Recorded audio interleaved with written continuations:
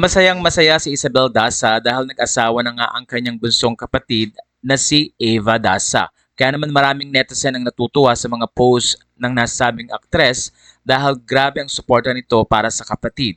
Marami rin ang natuwa at nagulat nga sa isang post ni Isabel Daza na kung saan ay tila pinarank pa niya ang ilan sa mga bisita ng nasabing wedding.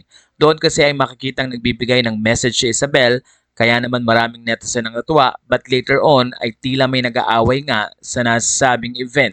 Narito ang nasabing video na ayon nga kay Isabel, an excerpt of my wedding speech but I wanted to do something a bit different to end with a bang.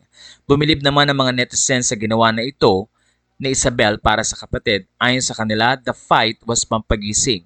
Belle, this is my favorite part of your speech. Nakita rin nila kung gaano ka-sweet si Isabel Daza sa kanyang kapatid na si Eva na talaga namang sinuportahan niya ang buong wedding nito. Narito naman ang ilan sa mga highlights ng nasabing kasal ni Eva Daza. This is part of Belle's guys.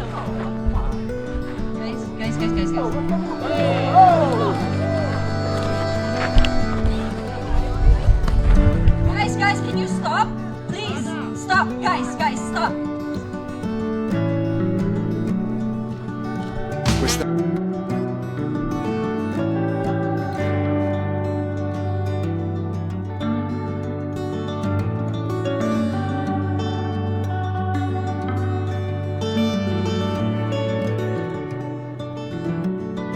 Up.